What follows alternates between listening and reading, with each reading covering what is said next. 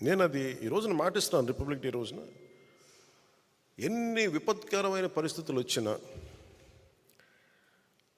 జగన్ నడిపే ఈ ప్రభుత్వం 24లో మనకి కనిపించకూడదు.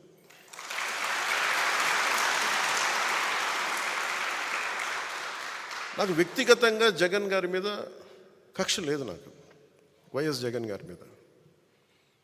కానీ ఆయన విధానాలు కానీ ఆయన ధోరణి కానీ ప్రజల్ని ఇబ్బంది పెట్టేవి, రాష్ట్రాన్ని అప్పుల పాలు చేసేవి, అప్పులకి దగ్గర చేసేవి, అభివృద్ధికి దూరం పెట్టేవి ఆయన పథకాలన్నీ.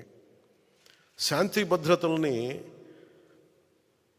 పరిస్థితుల్ని అసలు చేతుల్లో లేకుండా విపరీతమైన శాంతి భద్రతల సమస్యని సృష్టించిన వ్యక్తి. ప్రజాస్వామ్యంలో ఎవరికైనా ఒక తప్పు జరిగితే నా అభిప్రాయం చెప్పుకునే హక్కు ఉంటుంది. అసలు నువ్వు అభిప్రాయమే చెప్పకూడదంటే అది భగవంతుడిచ్చిన హ్యూమన్ రైట్, అది నా హక్కు, అది నా వాక్. నిన్న పాస్టర్ సోదరులు కూడా వచ్చి మాట్లాడుతూ ఉంటే ఏదో మాట్లాడారు, గతంలో మీరు ఈ మాట అన్నారు, మమ్మల్ని ఇబ్బంది కలిగించింది మా వాళ్ళకంటే, మీరు ఖచ్చితంగా ఇంత ప్రేమతో వచ్చారు, మీరు నన్ను తిట్టాలని కూడా సంపూర్ణంగా తిట్టని నేను భరిస్తానని చెప్పాను. నాయకుడి ముఖ్య లక్షణం తిట్లు భరించడం కూడా. కేవలం మెచ్చుకోవడాలు ప్రైజెసే కాకుండా ఒక నాయకుడి తాలూకు కీలకమైన లక్షణం తిట్లు తినటం, విమర్శ తీసుకోవడం కూడా అవసరం అవ్వాలి. అలాంటిది ఒక ముఖ్యమంత్రికి ఏ స్థాయిలో ఉండాలి. నువ్వు ఎవరు పడకూడదు, ఎవరు ఎదురు తిరగకూడదు అనుకుంటే ఇది రాజరికం కాదు జగన్, ఇది ప్రజాస్వామ్యం, ఇది జగన్ స్వామ్యం కాదు. ఇది ప్రజలు ఎదురు తిరుగుతారు, మాట్లాడతారు, విను, భరించు. పద్ధతులు మార్చుకుంటే మార్చుకోండి. ఏ రోజు ఈ వ్యక్తి లైవ్ ఒక మీడియా వారితో మాట్లాడలేడు, ఒక ప్రెస్ మీట్ చెప్పలేడు, ఒక ప్రెస్ మీట్ పెట్టలేడు అతను. అరేంజ్డ్ ప్రెస్ మీట్స్ తప్ప.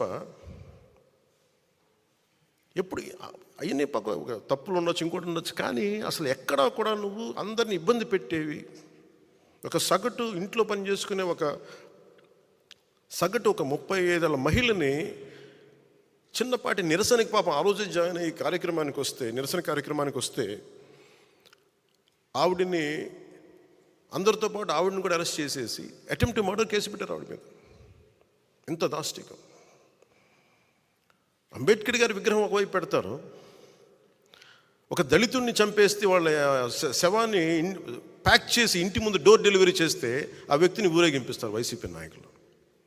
నాకు ఈ రెండింటికి పొంతన కుదరదు. నీకు ఈ గౌరవం ఉన్నప్పుడు ఈ వ్యక్తికి శిక్ష పడాలి, ఈ వ్యక్తి రక్షింపబడాలి.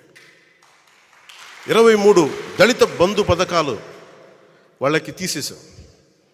అంబేద్కర్ గారి విగ్రహం పెట్టి అవి పెడితే అప్పుడు కదా ఆయనకి నిజంగా నివాళి.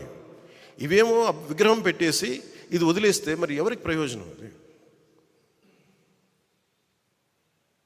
సో నాకు ఇలాంటివన్నీ 1 కాదు 2 కాదు. పాపం డాక్టర్ సుధాకర్ అనే వ్యక్తిని మాస్కులు లేవు కరోనా టైంలో ఉంటే అతని మీద పిచ్చోడిని చేసి చచ్చిపోయేలా చేశారు అతన్ని.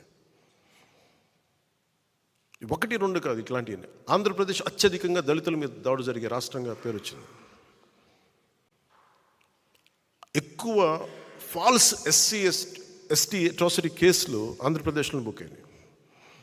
ఈ రోజున అది ఏ స్థాయికి వచ్చిందంటే బీసీలకి ప్రత్యేక రక్షణ చట్టం కావాలనే స్థాయికి వచ్చింది. తెలుగుదేశం నాయకులు ప్రతిపాదించడానికి మేము యాక్సెప్ట్ చేయడానికి కారణం అదే అయింది. ఒకవైపు దళితులకి న్యాయం జరగట్లేదు, ఫాల్స్ ఎస్టీ అట్రాసిటీ కేసులు పెడతా ఉన్నారు. ఇంత అల్లకల్లోలంగా ఉదాహరణకు చెప్తున్నాను. అలాగే ఈ వ్యక్తి ఏ మాట ఒప్పుకోడు, మాట ఇస్తాడు. నేను మద్యపాన నిషేధిస్తానని చెప్పి వచ్చిన వ్యక్తి సారా వ్యాపారం అయిపోయాడు. ఇతను ముఖ్యమంత్రి సారా వ్యాపారం మనం అర్థం చేసుకోవాలి. మరి ఇట్లాంటివన్నీ 1, 2 కాదు 30,000 మంది ఆడపిల్లలు అదృశ్యం అయిపోయారు. ఏం చేయాలి? ఎందుకు మిస్ అయిపోయారు? ఎంతమంది తిరిగి వచ్చారు? అసలు ఏం జరిగింది చెప్పాలి కదా, కనీసం నువ్వు వివరించాలి కదా. ఆ వివరణ